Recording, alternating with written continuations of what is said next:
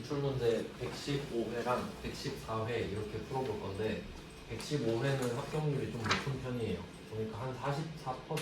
이정도. 거의 두 명 중 한 명 그런 꼴이니까 진짜 쉬운 편이고, 그 다음에 두 번째 풀 114회가 조금 어려운데 30%대인데, 그러니까 합격률은 40%에서 좀 위아래로 왔다 갔다 한다고 보시면 될 것 같아요. 그러면 어제처럼 기출문제를 받아주시고요. 전산유계 1급 115회 기출문제 검색하셔서 다운받아주시고,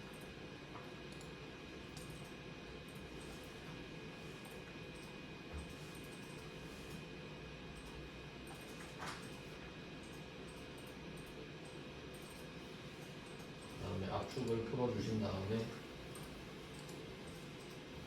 압축 풀고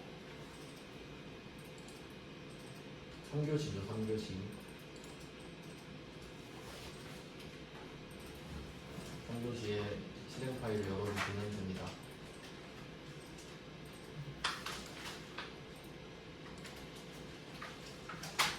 네, 설치 안내 PDF 파일에 수험번호랑 다 들어있죠. 수험번호는 이 사이에 1, 6개입니다. 똑같아요. 이 사이에 1, 6개.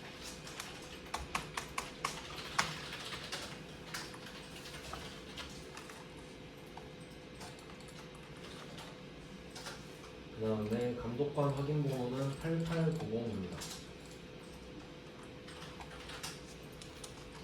유형은 아무거나 골라주시고, 실제 시험장에서는 그 시험지에 적혀있는 유형을 골라주시고요. 네, 이렇게 하면 준비가 다 됐고요. 이제 기출문제 하루에 몇 개씩 풀어보셔야 되니까 이제 방법은 별로 어렵지 않습니다. 그러면 어제 했던 것처럼 쭉 풀어볼게요. 네, 어제보다 조금 나아지셨겠죠? 네, 그럼 어제 하던 대로 문제 2번 쭉 풀어볼게요. 그 감독관 비밀번호 다시 하는 8890이요. 8890 맞나? 맞아요? 네. 네, 꺼버렸어. 자, 그러면 문제 2번부터 제가 답 쭉 적어드릴게요. 자, 좀 보시면서 생각하는 답이랑 맞는지, 일단 지금은 좀 여러분도 풀어보고 싶겠지만 기출 많이 안 풀어보셨으니까, 자, 네, 제가 답을 쭉 적어드릴게요. 간단한 설명이랑 같이. 자, 1번 문제는 외상매입금 230만원 중에서 200만원은 당사에서 어음을 발행해서 지급했다고 합니다. 그러면 그 전의 분배를 한번 떠올려 볼게요. 이제 메인 매출 전표에다가 차변 적고 외상매입금 230만원, 부가세 대주금, 이런 식으로 회계 처리가 되었을 겁니다. 그리고 이 외상매입금을 지금 갚을 거란 말이죠. 그래서 이 위에 제가 써드린 분계는 메인 매출 전표에 적을 거예요. 세금 계산서를 주로 받겠죠. 근데 지금은 이 외상매입금을 없애주면서 일반 전표로 넘어온 겁니다. 그러니까 거래처도 같이 써주셔야겠죠. 경제전자. 그러면 이거를 어떻게 갚을 거냐 하면 어음을 줬어요. 어음을.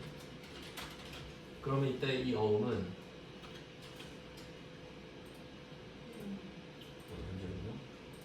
이게 이 어음을 발행한 이유가 결국 원재료 때문이죠. 그러니까 원재료 때문에 외상을 한 거니까 외상매입금인데, 결국 이 외상매입금을 없애고 어음을 발행했다는 거는 결과적으로 원재료 때문에 어음을 발행한 거죠. 그래서 지급어음입니다. 원재료랑 상품이 아니면 미지급금 이렇게 나왔었죠. 자, 그러면 이때 외상매입금은 있는 금액 그대로 써주시면 되겠고, 근데 어음은 200만원짜리 발행했죠. 그러면 200만원의 부채가 생기는 거고요.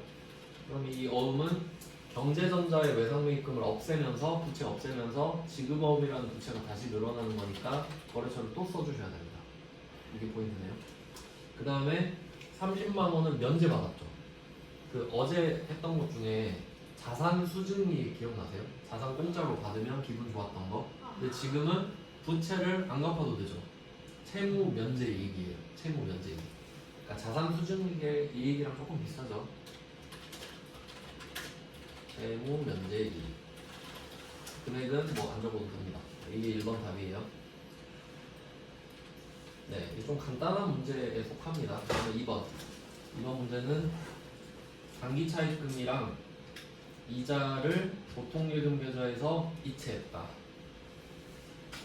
뭐 원천징수 이야기를 안 하네요. 원래 있어야 될 것 같은데 우리는 그냥 시키는 대로 해야죠. 그러면 단기 차입금을 빌렸을 때를 한번 생각해 볼게요. 그러니까 돈을 빌리면 여러분 통장에 돈 들어오죠. 그러면 그 통계를 생각해 보면 차변에 보통예금 8,200 그리고 대변에 부채가 생기겠죠. 단기 차입금 이런 식으로 회계 처리를 했을 겁니다. 일반 증표에다가. 그리고 단기 차입금은 갚아야 될 돈이니까 거래처를 써주겠죠. 하나는 이런 식으로. 자, 이렇게 된 상태에서 이제 기간이 지나서 돈을 갚는 거예요. 그러면 단기 차입금 없애고 그리고 거래처도 같이 없애주시고요. 그 다음에 차변에는 이제 이자 비용도 발생을 했으니까 이자 비용도 써주시고 246만원. 자, 이렇게 하면 이 합친 금액을 보통예금으로 주면 되는 거죠. 네, 금액은 굳이 구할 필요는 없겠고요. 그래서 2번 답은 앞에 거 이제 제끼고 나면 이렇게 답이 됩니다. 그 다음은 3번 문제. 3번 문제는 외화네요. 여러분들이 좋아하시는 외화 문제입니다. 그러면 중국의 DOKY사에 제품을 수출했어요. 외상 매출금이 $10,000라고 돼 있고 선적일 기준 환율은 그때 당시의 환율로 계산을 했다라는 걸 말을 해주고 있습니다. 그러면 장부에 1,400원이라고 되어 있는 거죠. 근데 오늘 9월 12일에 그 돈을 받은 겁니다. 그리고 여기 오해하시면 안 되는 게 원화 보통예금 계좌로 입금하였다 했는데 내가 한 게 아니라 상대방이 한 겁니다. 나는 회수한 거고요. 그래서 이때 회계 처리를 해보면 보통예금에 얼마가 들어왔나 하니까 오늘 환율이 1,380원이잖아요. 아 근데 이거는 기준 환율 쓰면 안 되는데 좀 완성도가 항상 아쉽네요. 자, 1,380원 곱하기 $10,000를 받았겠죠. 그럼 오늘 1,380원이 들어오거든요. 그래서 차변에 1,380만 원이 들어왔다. 이걸 써주시고 그럼 우리가 알고 있던 외상매출금이 얼마냐? 외상매출금 사가줘야 되죠. 이때 $10,000 받았을 때 금액을 1,400원으로 적었을 거 아니에요. 1,400 곱하기 $10,000 그러면 1,400만 원으로 알고 있던 외상매출금을 오늘 환율이 낮아져서 1,380만 원밖에 못 받은 겁니다. 그리고 이 외상매출금은 받을 돈이니까 거래처를 적어넣겠고 오늘 정리를 해주셔야겠죠. 네, 그러면 20만 원 빵꾸 났잖아요. 거래가 끝나면서 손해 본 거니까 외환차손. 외화 환산 손실이랑은 달라요. 그건 12월 31일에 평가할 때 나오는 계정 과목이고 얘는 거래가 끝나서 진짜 손해 봤을 때 외환차손입니다. 그러니까 처분 손실이랑 좀 비슷해요. 자, 그 다음은 4번. 4번 문제는 주당 액면가액이 5,000원인 보통주 1,000주를 주당 7,000원에 발행했다. 우리가 뭐 자본을 엄청 복잡하게 배우진 않았지만 주식 발행 정도 배웠죠. 이거 유상증자라고 하는 주제인데 돈 받고 주식을 판 겁니다. 그럼 얘는 어떻게 해줘야 되냐면 일단 받은 돈이랑 액면 금액을 구분해 주셔야 돼요. 그럼 이때 발행한 주식수는 1,000주 이건 고정돼 있는데 발행 금액은 7,000원이죠. 7,000원에 발행을 했다. 그러면 1,000주 곱하기 7,000원을 해야 내가 받은 돈이 나와요. 700만 원을 받는데 근데 사실 주식을 발행할 때는 수수료가 발생해요.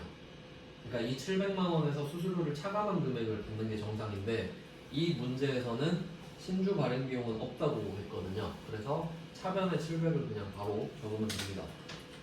원래는 빼줘야 되는데 그래서 보통액은 700만 원 쓰고 그러면 대변은 어떻게 쓰냐? 액면 금액을 써주셔야 됩니다. 그러니까 액면 금액만큼만 자본금이 느는 게 원칙이거든요.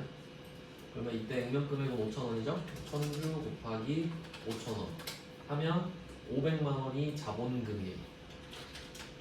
자본의 증감이네요. 그러면 우리는 액면금액 500만 원짜리라고 생각하는 주식을 700에 팔았으니까 돈을 더 받은 거죠.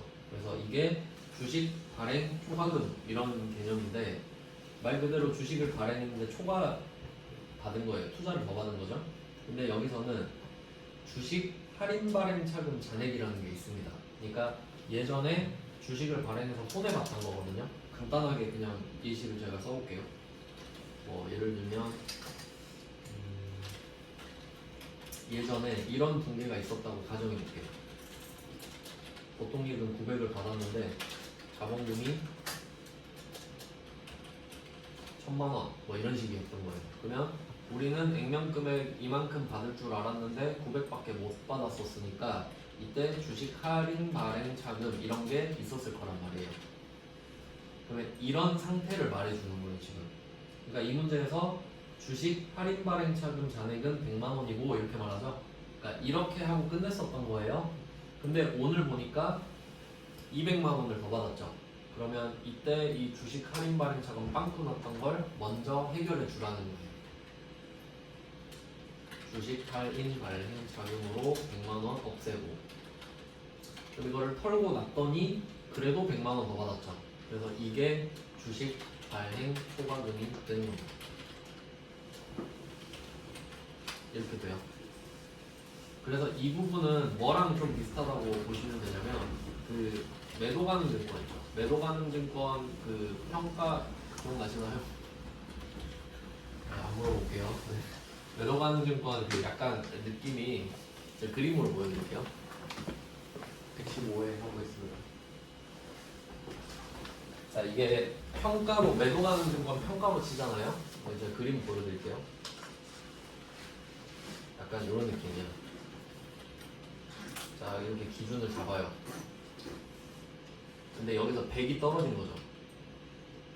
마이너스 100. 그러면 마이너스 100이 떨어진 상태로 쭉 가는 거예요. 쭉 가다가 오늘 플러스 200이 생긴 거죠. 그러면 일단 마이너스 100부터 메꿔주고 원점 찍고, 근데도 100만 원 더 올랐죠. 그럼 여기서 100이 더 오른다. 이런 거 기억 안 나요? 이거 매도 가능 증권 평가에서 배운 건데 똑같아요, 원리가. 그러니까 여기서 주식 할인 발행 차금은 매도 가능 증권 평가 손실이랑 똑같은 거고, 주식 발행 초과금은 매도 가능 증권 평가 이익이랑 똑같은 거예요. 네, 그렇게 묶어서 하시면 좋겠죠. 네, 그렇게 복습할 때 같이 하시면 좋겠고, 그래서 답은 이렇게 된다. 네, 4번 답입니다, 이게. 그 다음은 5번이죠. 네, 5번 문제. 이거 어제도 나왔네요. DC형, 어제 말씀드렸죠. 퇴직급여에 대한 건데, 이거는 한 번 더 말씀드릴게요. 퇴직 급여가 확정기여형은 DC형. 얘는 비용 처리합니다. 500 또는 800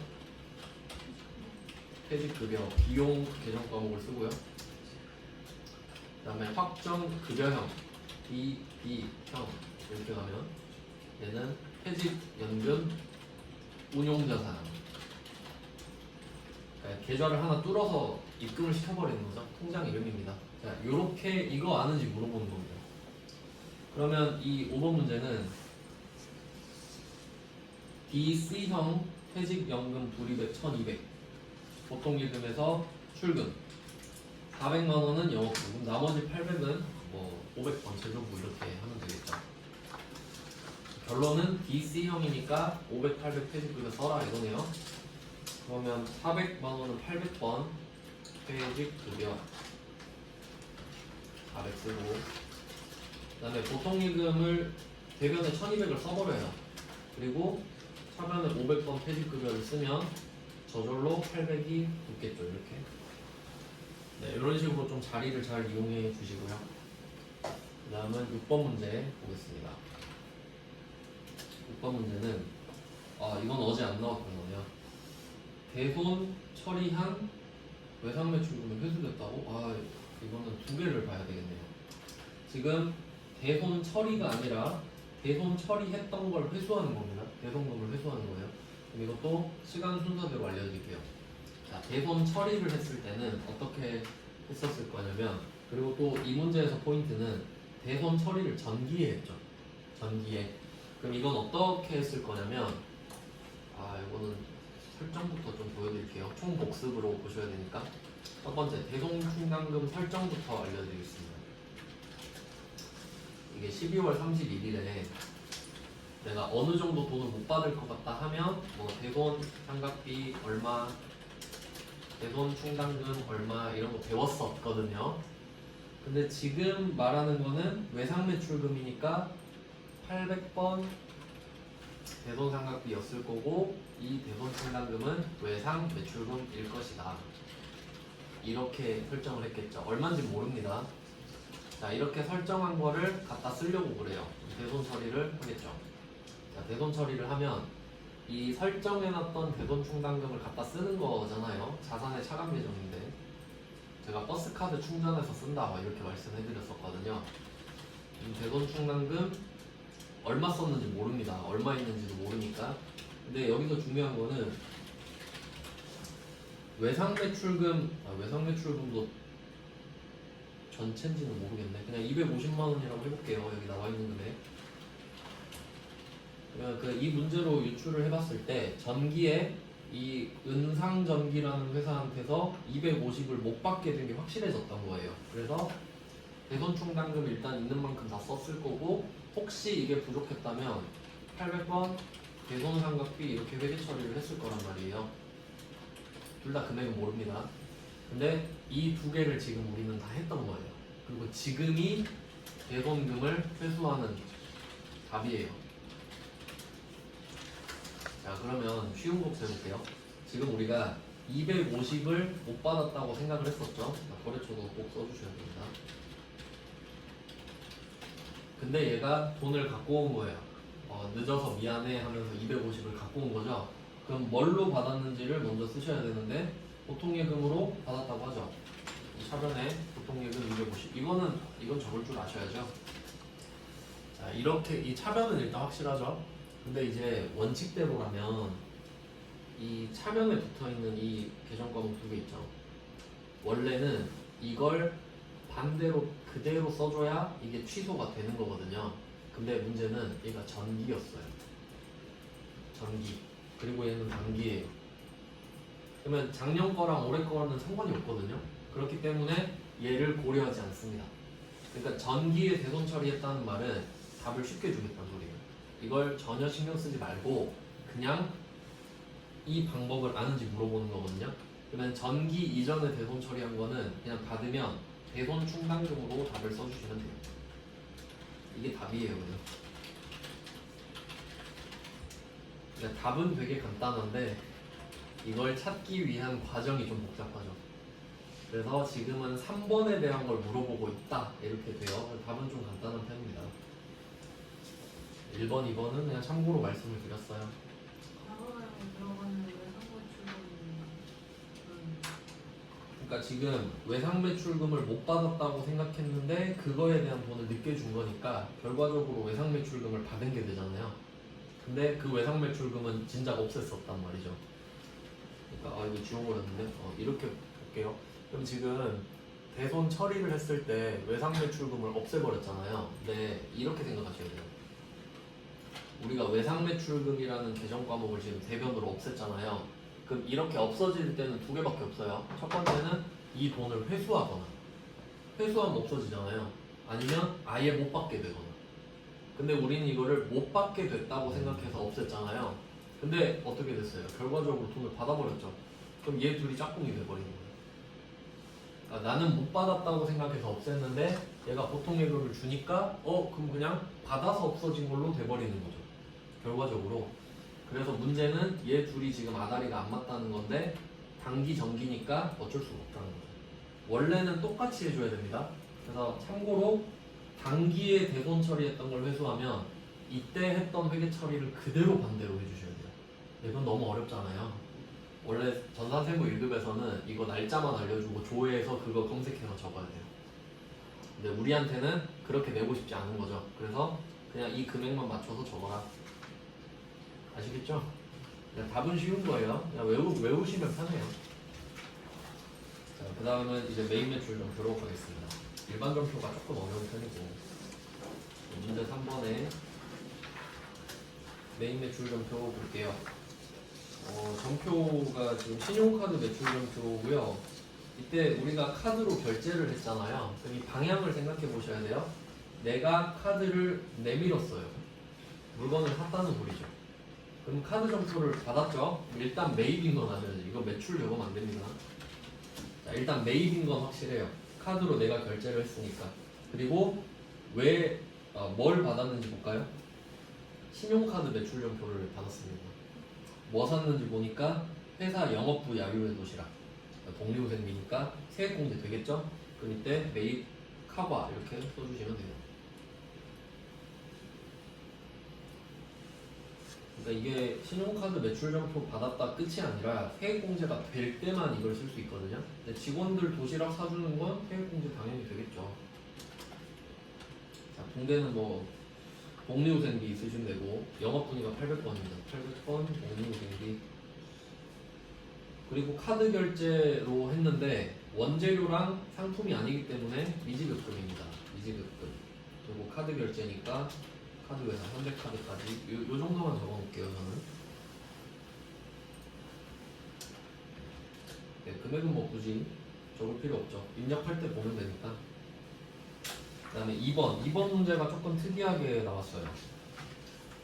2번 문제는 제품을 만들고 난 후 철 스크랩, 그러니까 뭐 철 부스러기 이런 거 있죠. 이런 거 뭐 긁어다가 파시는 분들도 있는데, 이걸 최한솔이라는 비사업자한테 팔았대요. 사업자도 아니고. 근데 여기서 중요한 건 뭐냐면 판 건데 증빙을 아무것도 안 줬죠. 이거 표시하셔야 돼요. 증빙은 아무것도 발급하지 않았다. 증빙이 없어요. 그래도 부가세는 내는 게 원칙이거든요. 네, 이때는 키워드가 무증빙, 증빙이 없다. 매출 건별입니다. 건별은 무증빙. 그러니까 여기서 이 분계를 점표에 안 적으면 탈세고요. 네, 원칙적으로는 증빙은 없지만 전 부가세를 낼게요 하고 적는 거죠. 자, 그러면 어떻게 쓸 거냐면 돈을 받았죠. 현금으로 받았습니다. 현금 차변을 적고, 배변은 이거 조심해야겠네요. 제품이 아니라 제품 만들고 난 철 찌꺼기잖아요. 그래서 계정 과목을 잡이익으로 하래요. 저는 그냥 잡이익 정도만 적어놓겠습니다. 부가세는 알아서 붙으니까 부가세는 제가 일부러 안 적고 있습니다. 그 다음에 3번. 3번은 이거 조금 이거 조심할 필요가 없구나. 그림을 그냥 줬죠. 영세율 전자세금 계산서 써 있잖아요. 그럼 이걸 줬는지 받았는지만 잘 보시면 되는데, 여러 가지 방법이 있지만 그 문제에서 말을 해주죠. 선월제 이렇게. 근데 제 생각에는 가장 좋은 방법이 이겁니다. 그러니까 여러분이 시험 보러 가시면 오른쪽 위에 회사 이름이 써 있거든요. 이게 나예요. 그럼 그림을 주면 내 이름도 있고 상대방 이름도 있을 거 아니에요. 그럼 내 이름이 왼쪽에 있죠. 그럼 반대편이 거래처겠지. 저는 이렇게 잡거든요. 이렇게 보셔도 되고, 왜냐면 문제에서 말을 안 해줄 수도 있잖아요. 그러면 오른쪽이 선월제니까 아 얘가 거래처구나. 그럼 우리가 판 거죠. 그래서 매출 이렇게 찾는 거예요. 원래는 주로 말을 해주죠 그냥. 그러면 매출인 건 알았어요. 그리고 영세율 세금계산서 줬으니까 12번 영세, 매출 영세거든요. 영세율 세금계산서니까 50은 현금으로 받고요. 그러면 차변만 적어주시면 되겠네. 차변 50 현금, 그리고 나머지 외상 매출은 제품 받았으니까 금액은 안 적어도 됩니다. 간단하네요. 그냥 뭐. 그 다음은 4번. 4번 이 문제는 조금 조심하셔야 됩니다. 우성유통의 제품을 팔고 세금계산서를 발급했습니다. 이건 그냥 뭐 매출 과세죠. 물건을 팔고 세금계산서 발급했다. 그러면 11번 매출 과세죠. 제일 많이 했던 거. 그리고 뭘로 받았냐라고 하니까 800만 원은 하웅공업이 발행한 어음을 발표용도 받았다. 그래서 제가 방금 그 방법을 알려드린 이유가 우리가 지금 다산 컴퓨터라고 했잖아요. 그럼 그림을 봤을 때 우성 유통이 상대방이고 우리가 물건을 판 거죠. 그다음 우리가 어음을 받으면 우성 유통이 준 걸 받아야 정상이잖아요. 근데 하운공업이 갑자기 나온단 말이에요. 그러니까 이게 배서양수에 해당하는 문제입니다. 쟤가 다른 애 거 줬잖아요. 그래서 하운공업을 잘 표시해 주세요. 이거 배서양수구나. 조심해야겠다. 그러면 일단 하운공업이 준 거라고 확인을 했고 제품을 팔고 어음을 받은 거기 때문에 일단 받을 어음입니다. 제품을 팔고 받은 건 맞으니까. 그러면 차변에 받을 어음을 800을 쓰고요. 자, 여기서 중요하죠. 얘는 따로 하운공업을 꼭 써놔야 돼요. 꼭. 안 써놓으면 당연히 까먹겠죠. 하운공업을 800을 쓰시고 나머지는 그냥 외상매출금이라고 적어두시면 되겠죠. 차변만 세팅하고 있습니다. 대변은 적을 필요 없죠. 매출 쪽은 어차피 제품 매출이니까 거의 다 제품 매출이 아닐 때만 아까 자비익 같은 것만 따로 적어주시면 돼요. 그 다음은 5번 문제입니다. 이게 드디어 나왔네요. 미국의 마크사로부터 수입한 업무용 컴퓨터. 수입인 건 아시겠죠? 근데 여기서 중요한 것은 뭐 수입 세금 계산서도 받았죠. 그럼 매입 수입을 쓸 건데 그냥 바로 쓰는 게 아니라 우리가 사는 게 뭔지 보세요. 업무용 컴퓨터를 샀기 때문에 세액 공제가 되는 거거든요. 그래서 수입이고 혹시 뭐 공제가 안 되는 거 있죠. 뭐 자동차 샀다 이런 경우 있었죠. 그럼 불공으로 빠지는 거 아셔야 돼요. 네, 지금은 그렇진 않고 세액 공제 받을 수 있으니까 매입 수입. 그러면 혹시 거래처 누군지 아시나요? 거래처 마크인가요? 인천 세관장. 그렇죠. 무조건 수입은 세관장. 혹시 이 문제는 세팅을 어떻게 했나 한번 볼게요. 거래처에 혹시 마크가 있나?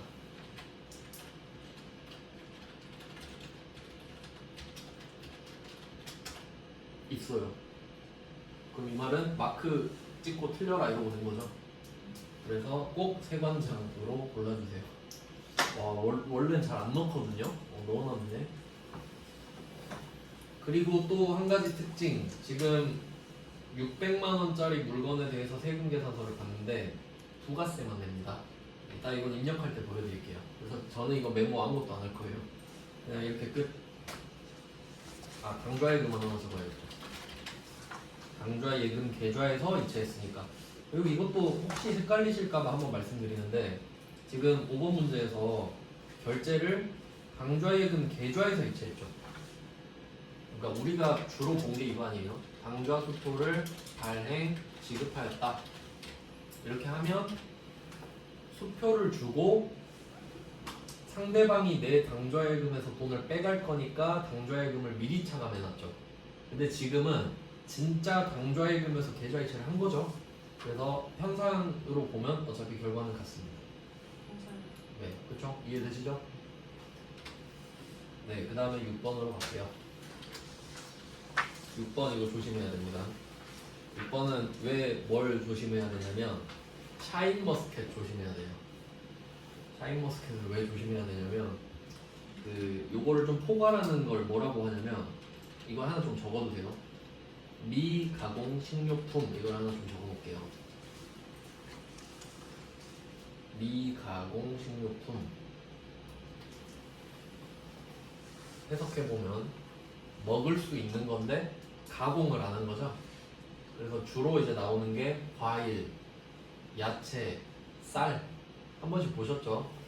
그건 면세거든요. 미가공 식료품은 면세예요.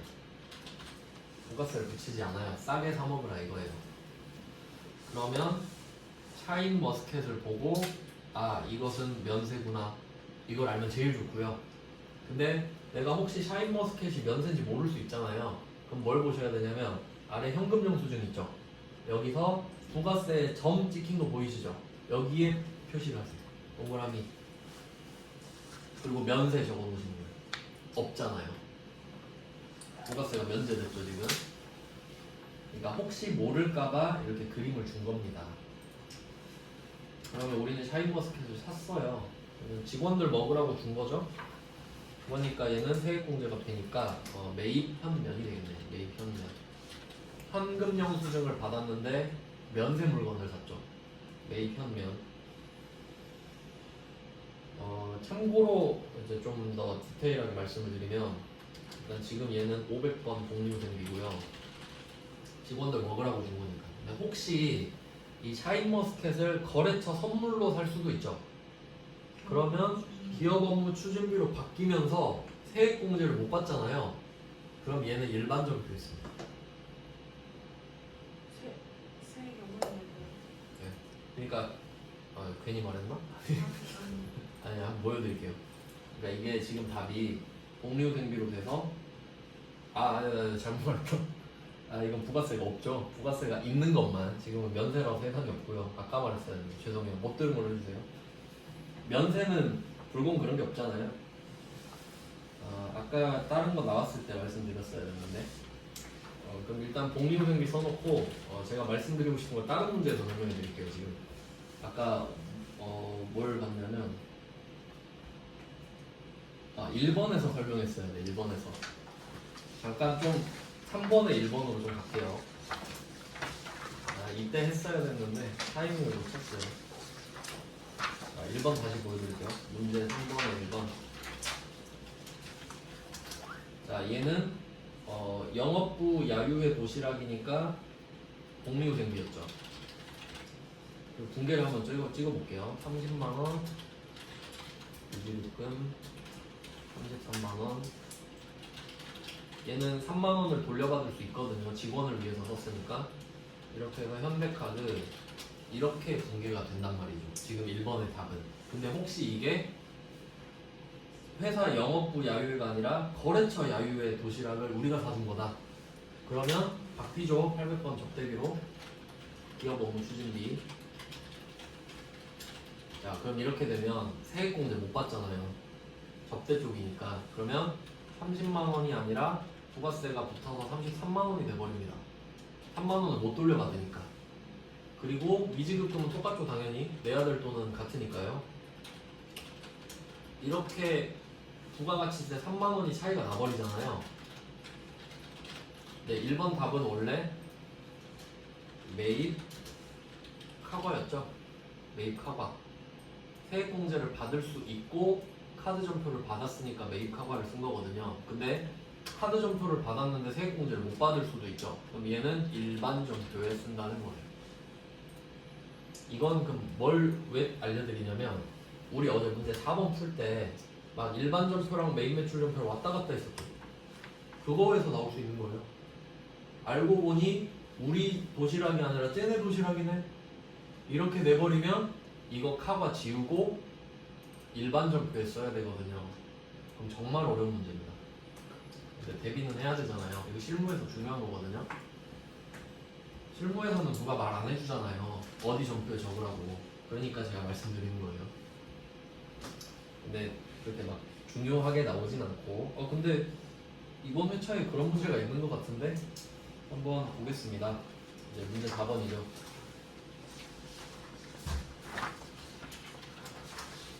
문제 4번. 이게 제가 말씀드리는 고치는 문제잖아요. 고치는 문제.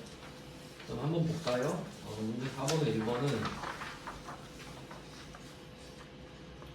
호수의 주식 1000주를 단기간 차익 목적, 이게 좀 잘 나오네요. 단기 매매증권이죠. 이걸 12,000원에 현금으로 취득했다 이렇게 있는데 액면가 보이시죠? 액면가. 이거 한번 생각해 볼게요. 아까 우리가 그 분계할 때 유상증자 제가 보여드릴게요. 유상증자 아까 했었거든요. 그 문제 2번에 4번 답 한번 이거 보세요. 이게 주식을 발행하는 거였죠. 주식의 액면 금액은 내가 내 주식을 발행할 때만 의미가 있는 거예요. 액면 금액만큼만 자본금을 올려야 되니까. 근데 지금 이 4번의 1번은 내가 주식을 발행하는 게 아니라 남의 주식을 산 얘기하고 있죠. 남의 주식을 살 때는 액면가액 아무 필요 없습니다. 그래서 제가 삼성전자 주식 액면 금액 100원이다 이거 말씀드린 적 있죠. 100원을 못 사잖아요. 그러니까 살 때는 액면가에 그냥 X표 치시면 돼요. 내가 발행할 때만 의미가 있는 거지. 헷갈리실까봐. 자, 그러면 단기 매매 증권입니다. 수수료 12만 원을 취득원가에 포함했대요. 그러면 수수료 비용으로 빼주면 되죠. 900번 수수료 비용 12만 원. 그냥 이렇게만 적어놓고 이따 고칠게요. 지금 바로 고치셔도 되는데 저는 일단 한 번에 쭉 풀고 입력하려고요. 네, 그 다음에 4번에 2번. 아, 이거 저번에 잘못 설명드렸었는데 이거 원재료 매입 거래처에 워크숍을 지원한다. 이게 접대죠. 기업 업무 추진입니다. 이건 조심하셔야 될 게 뭐냐면 500번 기업 업무 추진비가 돼요. 500번 기업 업무 추진비. 네, 이렇게 되고 원재료 매입 거래처니까 현금으로 구매한 선물 세트를 소모품비로 회계 처리했다. 그러니까 소모품비가 아니라 기업 업무 추진비로 바꿔라 이 말이죠. 얘는 직접 한번 들어가서 볼게요.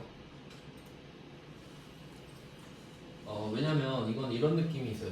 바꿀 게 계정 과목만 있는 게 아니라 소모품비로 회계 처리를 했다는 거는 세액공제가 되는 줄 알았다는 느낌이거든요. 그래서 메인 매출 전표로 들어가서 확인을 직접 해보겠습니다. 11월 26일이라고 써 있는데, 자 들어가 보니까 역시 잘못해놨네요. 과세라고 써놨죠. 이건 세액공제가 될 텐데, 그럼 이거를 세금 계산서를 받았는데 기업 업무 추진은 불공제 항목이니까 54번 불공이 되겠죠. 바꿔라 이거죠. 그러면 이때 이거는 바로 바꿀게요. 자, 과세 이거를 그냥 찍고 54로 바꿉니다. 불공 공식 아시죠? 54번 불공은 어떻게 되냐면 세금 계산서를 일단 수취해야 돼요. 그리고 그 항목이 매입세액, 불공제, 사유여야 합니다. 가장 대표적인 사유가 접대죠. 그래서 세금 계산서 받은 거 꼭 확인하셔야 돼요. 세금 계산서 종이로 된 거 받았거든요. 그래서 54번 불공이에요. 불공은 제가 꼭 한 문제씩 나온다 그랬죠. 어제도 하나 나왔고 오늘도 하나 나왔습니다. 자, 이렇게 공식을 정확하게 알고 계셔야 돼요. 자, 그럼 이렇게 했으니까 54라고 말씀을 드린 거고요. 그래서 54로 바꿨어요. 금액은 똑같고 쭉쭉쭉 넘어가면 분계만 바꿔주시면 되겠네요. 전자도 체크 안 돼 있으니까. 종이는 전자 체크하면 안 되죠. 그러니까 분계 혼합으로 내려와서 이제 불공제 사유인데 F2번 눌러서 기업 업무 추진은 4번이죠. 네, 그리고 현금으로 구매했다고 하니까 분계는 뭐 1번 현금으로 하신 다음에 이 원재료만 F2번 눌러서 기업 업무 추진비로 바꿔주시면 되겠네요. 500번 기업 업무 추진비입니다. 네, 요거는 그냥 바로 바꿔버렸습니다. 그 다음은 결산 문제네요. 결산 문제. 어제 거랑 똑같은 느낌이 좀 드는데? 자, 이제 문제 5번 결산입니다.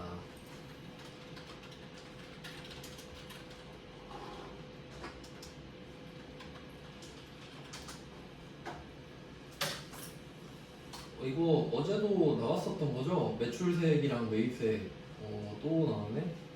그럼 뭐 어제 했던 거니까 자리만 그냥 바꿔서 쓰면 돼요. 부가세 예수금은 대변에 있고 부가세 대급금은 차변에 있으니까 반대로 크로스 시켜주면 되죠. 차변에 부가세 예수금이라는 부채를 감소시키는 겁니다. 매출세액이죠.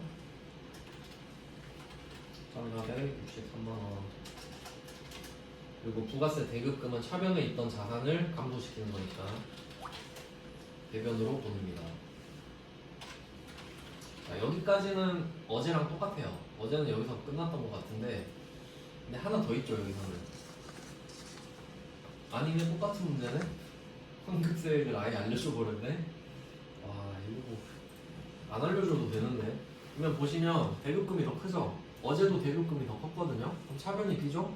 그럼 받을 돈이니까 미주금이네요. 금액은 찾을 필요 없죠. 굳이 적을 필요가 없습니다. 아, 이래서 합격률이 높구나. 이번 회차가 좀 엄청 무난하긴 하네요. 그 다음에 2번. 이것도 어제 풀었던 거랑 똑같네. 지금 로베전자한테 돈을 빌려줬거든요. 그럼 돈을 빌려줬으면 이자를 받아야 되죠. 이자 받으려고 돈 빌려준 거니까. 그러면 3천만 원에다가 0이 7개, 여기다가 1년 이자가 7%죠. 곱하기 0.07 이렇게 하면 210만 원이 나오고, 이 210만 원은 1년치 이자입니다. 1년치 이자. 근데 우리는 이걸 10월 1일에 빌려줬단 말이에요. 맞나? 10월 1일에 빌려준 거 맞죠? 10월 1일에 대여했죠? 그러면 10, 11, 12, 3개월밖에 안 지났죠? 그러면 이 210만 원은 1년치니까 12로 쪼개서 3을 다시 곱해줘야 돼. 12분의 3을 곱해줘야 된다. 그래서 공식은 3천만 원 곱하기 7% 0.07 곱하기 12분의 3 이렇게 금액을 구해주시면 돼요. 어제도 똑같은 거 나왔죠. 어제는 6개월이라 좀 더 쉬웠는데 곱하기 3 이 정도 줘야 맞습니다. 난이도는. 그럼 52만 5천 원 나오거든요. 52만 5천 원. 그럼 어떻게 할 거냐? 어제랑 거의 똑같은데 미수수익. 계산을 해보니까 이 정도 금액인데 오늘 받기로 한 건 아니거든요. 알고만 있겠다. 미수수익 그리고 이자수익. 이 문제 그대로 잘 나옵니다. 저번에 차도 나왔고 이번에 차도 나왔고. 그 다음은 3번이에요. 이것도 어제 나왔던 것 같은데. 자, 3번 문제는 장기 차입금 중에 일부가 내년 안에 갚아야 된다. 장기 차입금이 사라지는 유동성 대체죠. 와, 이렇게 비슷하게 내버리네. 회차가 각 붙어있는 회차인데요. 신한은행의 장기 차입금을 1300 줄입니다. 그러면 우리 입장에서 천천히 갚아도 되는 안전한 부채는 사라지는 겁니다. 차변으로. 근데 이제 위험한 부채가 생기는 거죠. 유동성 장기 부채. 그래서 신한은행 1300 이렇게 되죠.